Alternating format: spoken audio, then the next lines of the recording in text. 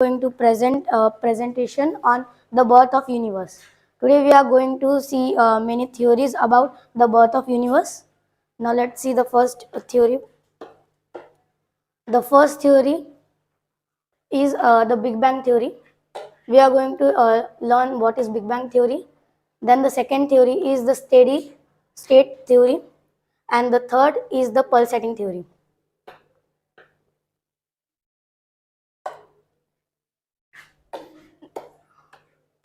Now let's begin with the Big Bang theory. Big Bang theory क्या है? What is Big Bang theory? The Big Bang theory is how astronomers explain the way the universe began. It is the idea that the universe began as just a single point.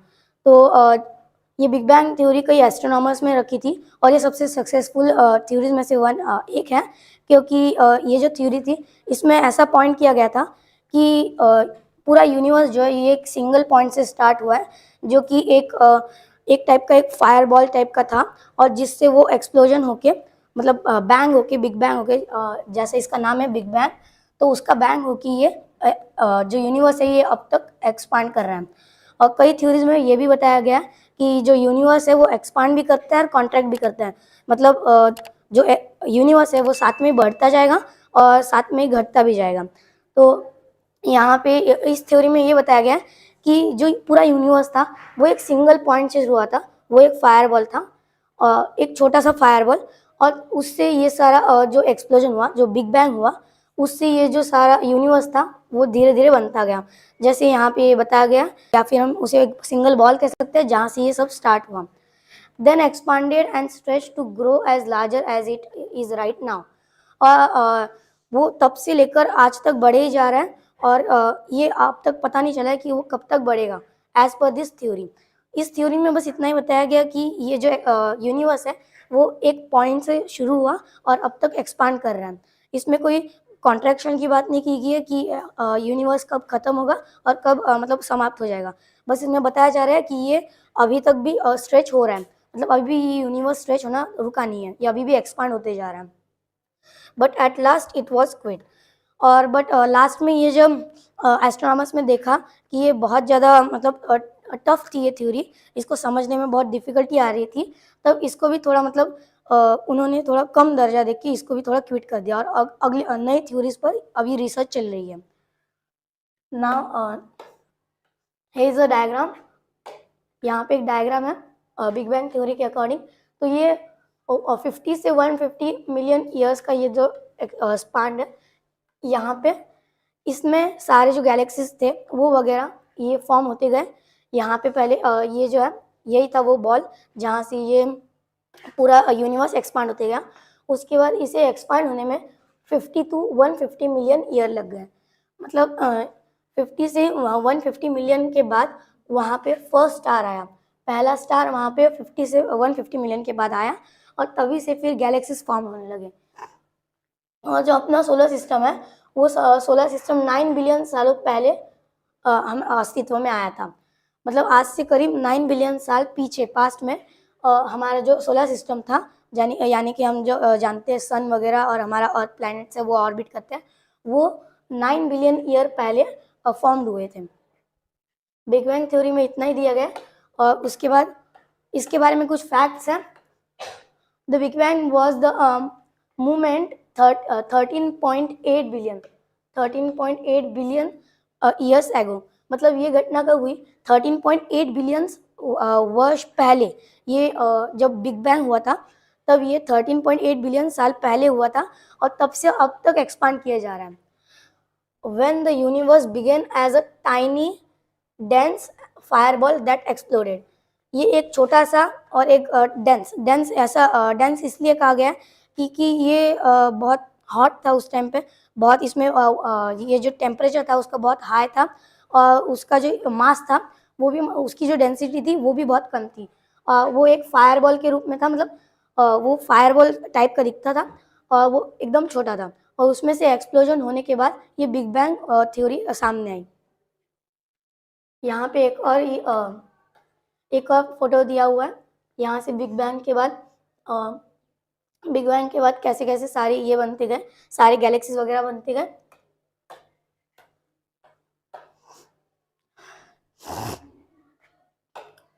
यहाँ से सब start हुआ, फिर धीरे धीरे जाके 50 से 150 million years लगे, तब पहला स्टार फॉर्म हुआ।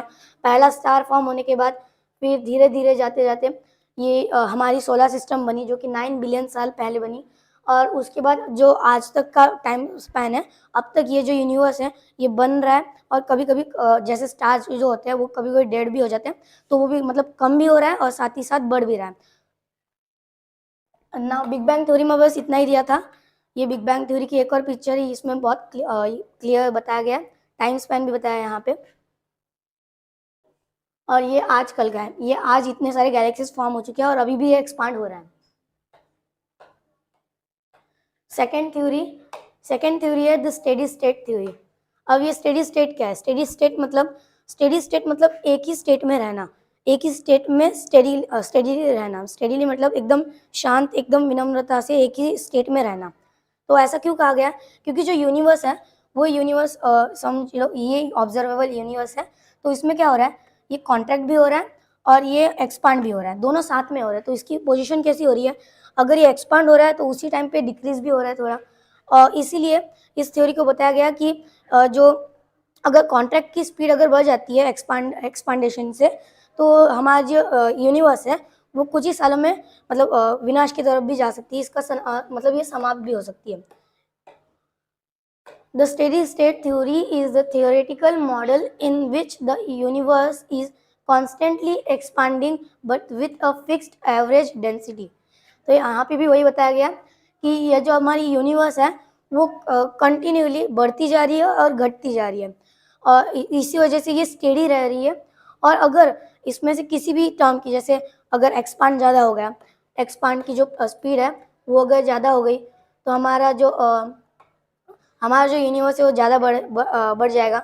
और अगर ये जो है एक्सपांड की स्पीड कम हो जाती है और जो कॉन्ट्रैक्ट की स्पीड है वो कॉन्ट्रैक्ट की स्पीड अगर बढ़ जाती है, तो ये धीरे धीरे जो अपना यूनिवर्स है वो छोटा छोटा होता जाएगा और वो धीरे धीरे समाप्त भी हो जाएगा।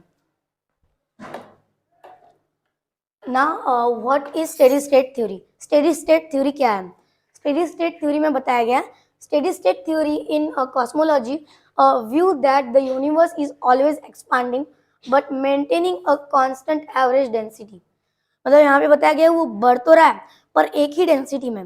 वो ये मैनेज कर रहा है कि कुछ भी करके हमें अपनी डेंसिटी जो है वो एक ही बनाए रखनी है, ज़्यादा नहीं होना चाहिए ना कम नहीं होना चाहिए।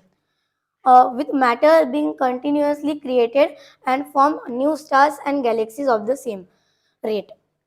और बहुत सालों के स्पेन के बाद ये जो है ये स्टार्स बनते जा रहे हैं, अभी भी बन रहे हैं, और कुछ कुछ नष्ट भी हो जा रहे हैं और कुछ कुछ बन भी रहे हैं अभी। और इसके वजह से गैलेक्सीज भी फॉर्म हो रही है, कुछ सोलर सिस्टम्स टाइप के भी हमें फॉर्म होते हुए दिख रहे हैं। That old ones become unobservable and consequence of their increasing distance and velocity of recession। तो ये ऐसा बताया जा रहा है कि ये जो है जो पुराने स्टार्स वगैरह थे, वो पुराने स्टार धीरे धीरे विलुप्त हो रहे हैं और जो नए स्टार्स है वो आगे आ रहे हैं। और ऐसे ही इसका जो साइकिल है, जैसे ये यूनिवर्स में कुछ एक्सपांड हो रहा है और कुछ डिक्रीज भी हो रहा है, तो वैसे वो उसका साइकिल चलते रह रहा है। और ये इतना स्टेडी स्टेट थ्योरी में यही बताया गया था ना। स्टेडी स्टेट थ्योरी के बारे में और कुछ बताया, in states that the counting of the galaxies in our universe is constant and new galaxies which are forming continuously are filling the empty space। मतलब यहाँ क्या बताया जा रहा है कि ये जो यूनिवर्स है, यूनिवर्स में कुछ गैलेक्सीज कुछ स्टार जो होते हैं वो बाद में वो डेड हो जाते हैं, उसके बाद वो विलुप्त हो जाते हैं, और उनकी जगह कौन लेता है? जो नए स्टार्स वगैरह रहते हैं वो ले लेते हैं। कुछ गैलेक्सीज भी विलुप्त हो जाते हैं, तो उनके जगह कौन लेता है? न्यू गैलेक्सीज लेते हैं, which are created by those heavenly bodies which have crossed the boundary lines of the observable universe। और आज ये जो है ये कंटिन्यू होने की वजह से आज तक यूनिवर्स का एंड पता नहीं चला है हमें। अभी भी अब तक बहुत कम यूनिवर्स पता है और अभी भी बहुत सारा यूनिवर्स हमें जानना बाकी है।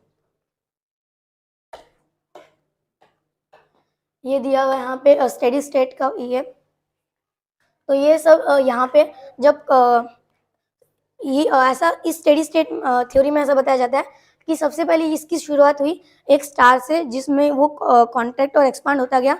धीरे धीरे वो स्टार भी विलुप्त होते गए। वो स्टार जब विलुप्त हुआ तो नया स्टार आया, नए स्टार ने उसकी जगह ली और वो थोड़ा डिस्टेंस पे चला गया, फिर अलग स्टार आए। ऐसे करते करते टाइम के साथ साथ स्पेस बढ़ता गया, जैसे और नई नई गैलेक्सीज वगैरह, नए नए स्टार्स आते गए। The pulsating theory, the last theory. और ये द पल्सेटिंग थ्योरी है, ये लास्ट थ्योरी बताई गई यहाँ पे। तो पल्सेटिंग थ्योरी क्या है देख लेते हैं। Pulsating theory. In this theory, it is assumed that there is continuous expansion and contraction in the universe. A word which can replace the above definition is pulsating. अब continuously मतलब एक ही time पे वो कॉन्ट्रैक्ट भी हो रहा है और एक ही टाइम पे वो एक्सपांड भी हो रहा है, इसी टर्म को कहा जाता है पल्सेटिंग। पल्सेटिंग मतलब क्या कि ये जो है ये एक फिगर है, लाइक एक बॉल है, तो इसमें सेम टाइम पे यहाँ पे हम प्रेशर डाल रहे हैं और सेम टाइम पे इसमें हवा भी भरी जा रही है। तो ये बॉल इसकी जो स्टेट रहेगी वो या तो बढ़ेगी या तो कम रहेगी, और अगर दोनों की जो पावर है वो अगर सेम रहेगी तो इसकी जो ये रहेगी वो बैलेंस रहेगी, ये ना कम होगी ना ज़्यादा होगी, क्योंकि प्रेशर भी आ रहा है और साथ में हवा भी भरी जा रही है। तो ऐसे ही इसमें पल्सेटिंग थ्योरी में कहा गया है, pulsating theory states that it is the possibility that after some passage of time the expansion in the universe में स्टॉप। और पल्सेटिंग थ्योरी में एक सेंटेंस किया गया था, जिन्होंने ये पल्सेटिंग थ्योरी बनाई थी, उन्होंने ये कहा था कि कुछ वर्षों बाद जब ये यूनिवर्स की एक्सपांशन और कॉन्ट्रैक्शन की स्पीड धीरे धीरे कम होती जाएगी और at a point of time ये सारा मतलब ये जो एक्सपांशन है वो स्टॉप हो जाएगा, पर कॉन्ट्रैक्शन स्टॉप नहीं होगा, क्योंकि कॉन्ट्रैक्शन की जो पावर होगी वो बढ़ती जाएगी और जो एक्सपांशन होगा वो धीरे धीरे स्लो होता जाएगा, ऐसा इस थ्योरी में कहा गया था। Then there may be the possibility of contraction. When this contraction will approaches the particular size, again the explosion will take place. और ऐसा कहा जा रहा है कि ये एक साइकिल के जैसा काम करेगा। लाइक अगर ये एक्सपांशन रुक गया तो पूरी यूनिवर्स मतलब यूनिवर्स खत्म हो जाएगी। यूनिवर्स जब खत्म होगी तो वो फिर से एक पॉइंट से स्टार्ट करेगी, फिर से एक स्टार से स्टार्ट करेगी और वहाँ से फिर से एक्सपांशन शुरू हो जाएगा। तो ये कंटिन्यू चलता रहेगा और explosion will take place. As the result of the explosion, the expansion of the universe will start again. Hence, the results in a pulsating universe in which there is alternate expansion and contraction of universe. और ये फिर से वही जो अगर ये stop भी हो गया तो उसके बाद फिर से कुछ बिलियन सालों के बाद ये फिर पॉसिबिलिटी बताई जा रही है कि अगर ऐसा होता है तो ये पॉसिबिलिटी भी है कि फिर से एक्सपांशन और कॉन्ट्रैक्शन शुरू हो जाएगा और नया यूनिवर्स फिर से फॉर्म होगा। मतलब ये जो है ये साइकिल कंटिन्यू रह जाएगी, ये जैसे ही खत्म होगा उसके बाद नया यूनिवर्स फिर से स्टार्ट हो जाएगा।